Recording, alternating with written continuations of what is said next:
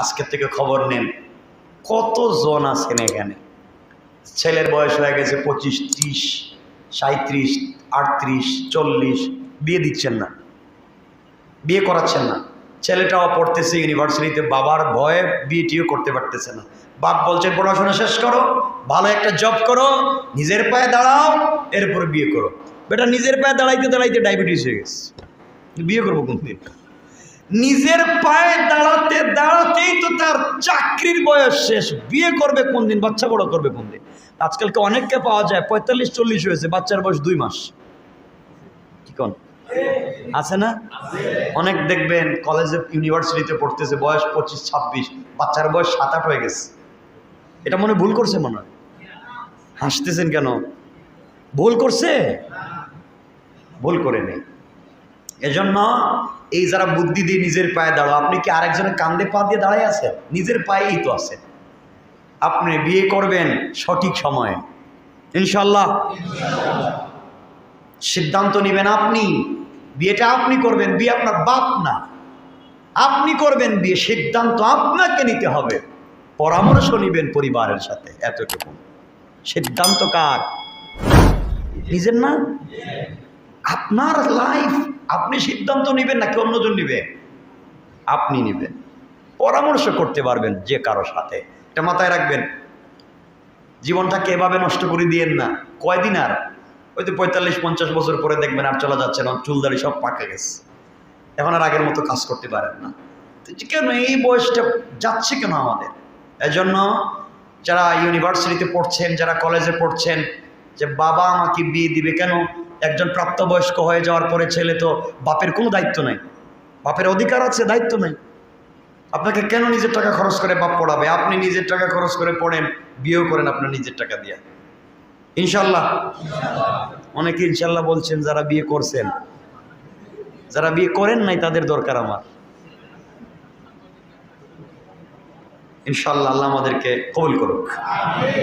যাই হোক, আল্লাহ বলছেন জান্নাত মুত্তাকির জন্য রেখেছেন, যারা পরহেজ করে হারাম থেকে, তাদের জন্য ওই জান্নাত, যার সীমানা হচ্ছে আসমান এবং জমিন। পড়েন সুবহানাল্লাহ। আচ্ছা, এতটুকুন তো বুঝছেন, এই আয়াতের অর্থ তো বুঝছেন। এরপরে আমার মুসলমান বন্ধুগণ গভীর মনোযোগ। এরপরে আয়াতে আল্লাহ বলেন আল্লাযীনা ইউনফিকুনা ফিস সাররাই ওয়াদ-দাররাই ওয়াল কাযিমিনাল গায়যা ওয়াল আফিনা আনিন নাসি ওয়াল্লাহু ইউহিব্বুল মুহসিনিন। এরপর আল্লাহ বললেন 134 নম্বর আয়াত, 4 নম্বর পারা, 3 নম্বর সূরা, সূরা আলে ইমরান। আল্লাহ রাব্বুল ইজ্জত ওয়াল জালাল বলছেন, যারা সচ্ছলতায় এবং অভাবের সময় আল্লাহর রাস্তায় ব্যয় করে, যারা নিজেদের রাগকে সংবরণ করে, রাগ করে না, আল্লাহ রাব্বুল ইজ্জত ওয়াল জালাল বললেন, আর মানুষের প্রতি ক্ষমা প্রদর্শন করে, অন্যায় করবার পরে যেই লোকটা ক্ষমা করে দেয়, বস্তুত আল্লাহ বলছেন সৎকর্মশীলদেরকে তিনি ভালোবাসেন। আর যারা অভাবের সময় দান করে, সচ্ছলতার সময় দান করে, নিজেদের রাগকে সংবরণ করে, মানুষ অন্যায় করলে ক্ষমা করে দেয়, আল্লাহ বলছেন আমার বন্ধুর তালিকায় তাদের নামটাই প্রথমে থেকে যায়। সুবহানাল্লাহ বলেন। আল্লাহ বলছেন ইউহিব্বুল মুহসিনিন, আমি মোহাব্বত করি, ইউহিব্বুল মুহসিনিন, আমি ভালোবাসি, আমার ভালোবাসার সিরিয়ালের মধ্যে এদের নাম ফার্স্টে লেখা থাকে। পড়েন সুবহানাল্লাহ। কাদের নাম? যারা সচ্ছলতা এবং অভাবের সময় কি করে? কেন দুটি কথা, সচ্ছলতার সময় দান এবং অভাবের সময় দান, এর অর্থটাকে, মানুষ যখন প্রচুর অর্থ সম্পদের মালিক হয়, আরাম আয়েশে ডুবে যায়, তখন অনেক সময় আল্লাহকে ভুলে যায়। ভুল বললাম? অনেক সময় মানুষ সচ্ছলতায় পড়ে, আরাম আয়েশে পড়ে আল্লাহকে ভুলে যায়, আর অনেক সময় মানুষ অভাব অনটনে থাকলে চিন্তায় নিমগ্ন হয়ে আল্লাহকে ভুলে যায়। ঠিক বললাম না? এজন্য রব বলেছেন তোমরা সচ্ছলতায় আমাকে ডাকো, দান করো, অভাবের সময় আমার কথা মনে রাখো। সচ্ছলতা আমি দিয়েছি, অভাব আমি দিয়েছি। আর এই সময় তোমরা রাগকে কন্ট্রোল করো, রাগ করে শুধু বউরে তালাক দিও না। নাকি এটা বাংলাদেশে হয়নি? কয়েকদিন আগে দেখলাম জনসমারে, কোনো জায়গার নাম বলবো না, বহুত বিপদে পড়ছে এগুলো বললে। আর না, আর এগুলোতে না, নাম বলবো না। জনসমারিতে দেখলাম কোন বিভাগ ডিভোর্সের মধ্যে সর্বোচ্চ, মানে শুধু ডিভোর্সই এদের খাতায় লেখা। তো ডিভোর্সটা হচ্ছে কেন? বিয়ে ভেঙে যাচ্ছে কেন? আর বিয়ে ভেঙে যাওয়ার পরে আবার আপনি কাকুতি মিনতি করে কেন বলেন আমি ভুল করছি, আমি আমার রাগের মাথায় বউকে তালাক দিছি? তে আপনাদের জানা মতে বাংলাদেশে কি কেউ তালাকের সময় মিষ্টি মাষ্টি খাওয়াইয়া তালাক দিছে? যে রেস্টুরেন্ট ভাড়া করে, সেন্টার ভাড়া করছে, যে আগামীকালকে কার্ড ছাপাইয়া সবাই দাওয়াত দিছে যে আগামী মাসের এত তারিখ আমার বউর ডিভোর্সের তারিখ, আপনারা আইসেন। শুনছেন কোনো দিন? তাহলে ডিভোর্স তো হবেই রাগ করে। এখানে বলার দরকার কি এসে যে রাগ করে দিছি? আপনি বললে কি আর না বললে কি? এই জন্যে মাথায় ভালো করে মনে রাখবেন, রাগ করে দেন আর খুশির টেলায় দেন। তালাক দিলে তালাক হবেই। এরপরে যখন আপনি বলবেন বুঝি নাই, এটা আমি ভুলে বলে ফেলছি, রাগের ঠেলায়, বুঝবেন আপনার ঘাড়ে এখন শয়তান। কথা বলেন না কেন? কারণ তালাক দেওয়া পর্যন্ত আপনার চোখের সামনে আপনার স্ত্রী ছিল পৃথিবীর সবথেকে খারাপ মহিলা, এজন্যই তো তালাক দিয়েছেন নাকি? তালাক দেওয়ার পরে এখনো তো ভালোবাসার আসলে থেকে। এই জন্য চিন্তা করবেন, লাইফ শুধু শুধু ডিভোর্স দিবেন না, বাচ্চারাও আছে, বাচ্চাদের দিকেও খেয়াল রাখবেন। আর এখন তো ডিভোর্স দিয়াও তো নিয়ে থাকে, বাপ এগুলা করতে চাইেন না, হারাম কাজ। সুতরাং আসুন আমরা এখানে যে কথাগুলো বলবো 1-2 মিনিটে বলবো, লম্বা করব না। যে আল্লাহ বলছেন তোমরা অভাবের সময়ও আল্লাহকে স্মরণ করো, মানে দান করো। অভাবের সময় দান করবেন কেমনে? আপনার এতটুকু অভাব, একটা খেজুর তো কাউকে দান করতে পারবেন? বলেন না কেন? আরে হাসি দিয়ে কথা বলাই তো দান করা সাদাকা। হাসি দিয়ে কথা বললেই তো 10 সওয়াব। সুবহানাল্লাহ কি আগামী বছর বলবো? মানুষের সাথে হাসি দিয়ে কথা বলাও তো সুন্নাহ, এটা তো সওয়াবের কাজ। এজন্য যা কারোর সাথে কথা বলতে কেমনে কথা বলবেন? ইনশাআল্লাহ। আবার বলেন ইনশাআল্লাহ। এটা সুন্নাহ। কারোর সাথে কথা বলবেন হাসি দিয়ে, এই হাসি একটা সাদাকা। কাউকে যখন সালাম দিবেন, এই সালামও একটা সাদাকা। প্রত্যেকটা অক্ষরতে নেকি হবেই হবেই। সালামের কারণে আপনার রোগ বালাইও দূর হয়ে যাবে। সুবহানাল্লাহ। আল্লাহ বলছেন সচ্ছলতার সময়ও তাকে স্মরণ রাখবো, অভাবের সময় তাকে স্মরণ রাখবো, রাগ কন্ট্রোল রাখবো। রাগ আমাদের খুব রাগ, দেখবেন অনেক অভিভাবকরা বলে হুজুর আমার ছেলে মেয়ের বয়স 4-5 বছর, যে কি রাগ, কিছু বললে সব ভেঙে ফেলায়, বেচারা খুব খুশি, ও বাচ্চাদের রাগ করে। আছেন এমন বাচ্চা? রাগকে কন্ট্রোল করা শিখান, আপনি নিজে ভালো হন। রাগ কন্ট্রোল করতে হবে। বাচ্চাকে রাত্রবেলা দিনের বেলা খাওয়াচ্ছেন ভাত বা যে কোনো জিনিস খাওয়াচ্ছেন, খাচ্ছে না, ছোটো বাচ্চা, কলা একটা হাতে দিয়েছেন, আপনি এদিকে টেলিভিশন দেখাচ্ছেন, খাওয়াচ্ছেন, ভালো হবে কেমনে? ও ভালো হবে কেমনে? একজন মুখে হাত দিয়ে বলেন, আপনি আপনার বাচ্চাকে আপনার বালিশের পাশে শোয়া রাসূলের জিন্দেগির ঘটনা তার কানে কানে বলেছেন। বুকে হাত দিয়ে বলেন, আপনি আপনার বাচ্চাকে পাশে শোয়া সাহাবায়ে কেরামের জিন্দেগির কথা তার সাথে আলোচনা করেছেন? নাই। তার সাথে বলেছেন কোন জায়গার কোন বাচ্চা সব চুরি চামারি করে দখল করছে, এলাকায় কেমনে কোন ছেলেটা তাড়াতাড়ি সব কিছুর মালিক হয়েছে। এই বক্তব্য তার কাছে আপনি উপস্থাপন করতেছেন। আপনি তার কাছে উত্তম চরিত্রের মহামানব যিনি ছিলেন, তার কোন ঘটনা, তার কোন চরিত্র আপনি তার সামনে উপস্থাপন করছেন না। ঠিক বলি নাই? এটা আপনার ব্যর্থতা পিতা হিসাবে। যাই হোক, রাগ করা যাবে না। এরপর আল্লাহ বলছেন কি করা লাগবে? ক্ষমা করে দিতে হবে। কি করা লাগবে? ক্ষমা তো করবো ইনশাআল্লাহ। কেউ কষ্ট দিয়েছে ক্ষমা করে দেন, কেউ আপনাকে গালি দিয়েছে ক্ষমা করে দেন, কেউ আপনাকে বেশি কষ্ট দিয়েছে ধৈর্য ধরেন, ক্ষমা করে দেন। ধৈর্য ধারণ যারা করে তাদের সাথে আছেন কে? আল্লাহ। সবরুন জামিল। ইউসুফ আলাইহিস সালামের মতো ধৈর্য ধারণ করেন। ইউসুফকে ভাইয়েরা কূপে ফেলে দিয়েছিল, ইউসুফ ধৈর্য ধরেছিলেন, আল্লাহ তাকে পৃথিবীর বাদশা বানিয়ে দিয়েছেন। আইয়ুব আলাইহিস সালাম অসুস্থ হয়ে গেলেন, সবর করলেন। আইয়ুবকে আরো 2 গুণ ডাবল সম্পত্তি দিয়া, সুস্থতা দিয়া আরো বেশি বাচ্চা কাচ্চা দিয়েছেন কে? হযরত ইউনূস আলাইহিস সালাম মাছের পেটে গেলেন, সবর করলেন, বিপদ তো আমার ঘাড়ে, আমি রাগ করব না, ভুল করে ফেলেছি। মাগফিরাতিম মির রাব্বিকুম, রবের ক্ষমার দিকে দৌড়ালেন, আল্লাহ তাকে পয়গম্বর বানাইয়া সুস্থ করে দিলেন। তো আমরা কেন বুঝি না এগুলা? আপনাদের কাছে শুধু আছে বিভিন্ন পৃথিবীর কোন আজগবি মানুষের কিচ্ছা কাহিনী, নাটক, নভেল, ওগুলা পড়েন।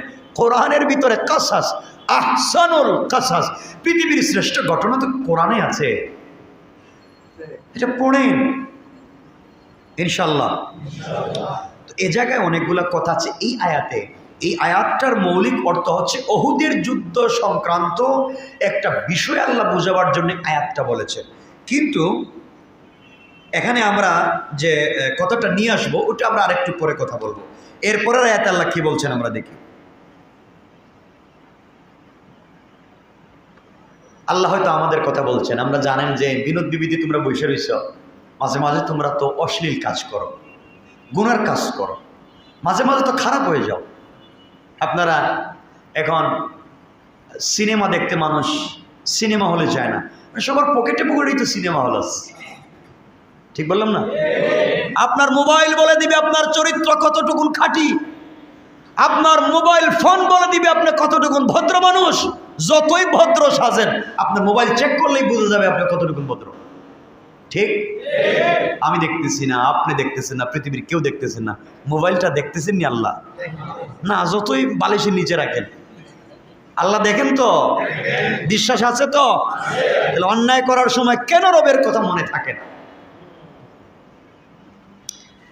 এরপরে আয়াতে আল্লাহ বলছেন ওয়াল্লাযীনা ইযা ফাআলু ফাহিশাতান আও যালামু আনফুসাহুম যাকারুল্লাহা ফাস্তাগফিরু লিযুনুবিহিম ওয়া মান ইয়াগফিরু যুনুবা ইল্লাল্লাহ ولم يصروا على ما فعلوا وهم يعلمون।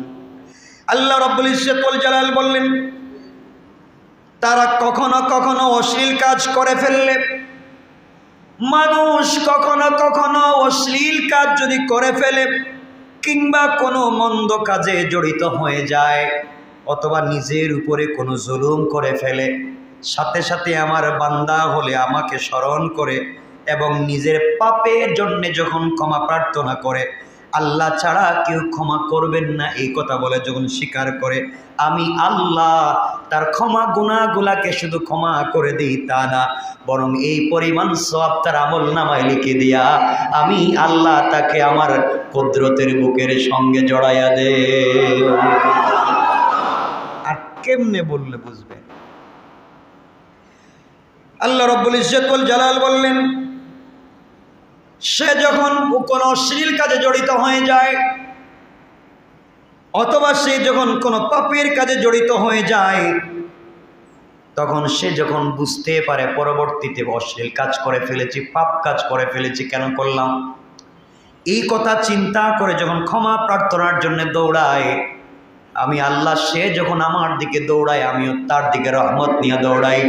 আমার গোলাম যখন হাত উঠে চোখের পানি ছেড়ে দেয়, আমি আল্লাহ মনে করি তার মাথা থেকে পা পর্যন্ত সব থেকে দামি জিনিসটা তার চোখ থেকে বের হচ্ছে, অর্থাৎ চোখের পানি। দুজন রহমতের ফেরেশতা পাঠিয়ে দিয়ে যারে আমার বান্দার চোখের পানি সে দেখতেছে, গাল বেয়ে দাড়ি ভিজে ভিজে হয়তো জমিনে পড়ে যায়, সবগুলাকে সংরক্ষণ করে রেখে দে আমার ওই বান্দার চোখের পানির দ্বারা আমি আল্লাহ জাহান্নামের আগুনকে নিভাইয়া দিতে চাই। কেন চিন্তা করেন? গুনাহ তো হবেই, এজন্য রবের দিকে দৌড়াতে হবে ইনশাআল্লাহ। শুধু অনুবাদ করে করে যাচ্ছি, আমরা লম্বা কথা বলবো না। এখন আপনি বলবেন গুনাহ করে ফেলেছি, আবার দৌড়াদৌড়িও করছি আল্লাহর দিকে, ক্ষমা করছেন কিনা তার তো একটা গ্যারান্টি লাগবে। এটা আবার গুনাহ যে তওবা করলাম মাফ করলেন কিনা, বা আল্লাহর কাছে ক্ষমা চাইলে মাফ করছেন কিনা আমরা অনেকেই বলি না এই কথা। চৌধুরী তো দোয়া করি, আল্লাহ মনে আমার দোষ শুনেই না, বলার লোক নাই। এই কথার উত্তর আল্লাহ দিচ্ছেন। আপনি যদি সত্যিকার অর্থে ক্ষমা চান, সত্যিকার অর্থে আল্লাহর কাছে কিছু বলে থাকেন, দেখেন এরপরে আল্লাহ কি বলছেন। আল্লাহ রাব্বুল ইজ্জত ওয়াল জালালের পরে বলছেন, উলাইকা জাযাউহুম মাগফিরাতুম মির রাব্বিহিম ওয়া জান্নাতুন তাজরি মিন তাহতিহাল আনহার খালিদিনা ফিহা ওয়া নি'মা আজরুল আমিলিন। আল্লাহু আকবার। আল্লাহ রাব্বুল ইজ্জত ওয়াল জালাল বললেন, তাদের জন্য প্রতিদান হলো তাদের পালনকর্তার ক্ষমা। তারা যখন আমার দিকে অন্যায় করে, অশ্লীল কাজ করে, পাপাচারে লিপ্ত হয়, ক্ষমার জন্য দৌড়ায়, তওবা করে দৌড়ায়, তখন আমার পক্ষ থেকে তাদের জন্য প্রতিদান হলো প্রথমে ক্ষমা করা। আল্লাহু আকবার। প্রথম হলো আমার জন্য, তাদের জন্য ক্ষমা করা। এরপরে মির রব্বিহিম, রবের পক্ষ থেকে। 2 নম্বরে ওয়া জান্নাতুন, এবং তাদেরকে শুধু ক্ষমা করে আমি ক্ষান্ত হই না, তাদের জন্য আমি আল্লাহ জান্নাতের ফয়সালা করে দে। এখন তো খুশি, তওবা করলে ক্ষমা করবেন তো আল্লাহ, সাথে সাথে কি দিবেন? এখন আপনারা বলবেন জান্নাত দিবেন। আগের জান্নাত বলছেন আসমান জমিনের মধ্যখান যত বড় অত বড় জান্নাত দিবেন। এখন আমার জান্নাত এটা কত বড়? আমার রুমের মতো নাকি বিল্ডিংয়ের মতো? আর এই জান্নাতেই বা কি থাকবে? মনে আসতে পারে না? আপনাদের না আসলে আমার আসে। আল্লাহ রাব্বুল ইজ্জত ওয়াল জালাল এই কথার উত্তর দিচ্ছেন, গোলাম যারা তওবা করে, গুনাহ করার পরে তওবা করে, তাদেরকে যে জান্নাত দিয়ে, জান্নাতের কোয়ালিটি কি আল্লাহ বলছেন, জান্নাতুন তাজরি মিন তাহতিহাল আনহার খালিদিনা ফিহা। আল্লাহ রাব্বুল ইজ্জত ওয়াল জালাল বললেন, এমন জান্নাত দিই যে জান্নাতের প্রত্যেকটা বিল্ডিং ৬৬৬৬ তালারও উপরে হবে। প্রত্যেকটা বিল্ডিং স্প্রিং দিয়ে তৈরি করা হবে। বিল্ডিংয়ের তলদেশ দিয়ে প্রবাহিত হবে নহরগুলা, বড় বড় নহর, নদী জান্নাতের প্রবাহিত হবে বিল্ডিংয়ের তল দিয়া। তারা সেখানে খালিদিনা ফিহা, অনন্তকাল থাকবে, আর বিল্ডিংয়ে বসবাস করে জান্নাতি নহরের স্বাদ উপভোগ করবে। কোন সুবহানাল্লাহ। তাহলে এখন নদী ভ্রমণের জন্য, সাগর ভ্রমণের জন্য আটলান্টিকে পাড়ি দেওয়া লাগবে না। আল্লাহ বলছেন, বান্দা তুই ক্ষমা চাওয়ার কারণে এমন জান্নাত দিচ্ছি, যে জান্নাতে এমন বিল্ডিং দিচ্ছি যে বিল্ডিংয়ের নিচ দিয়া শুধু নহর আর নহর। সুবহানাল্লাহ পড়েন।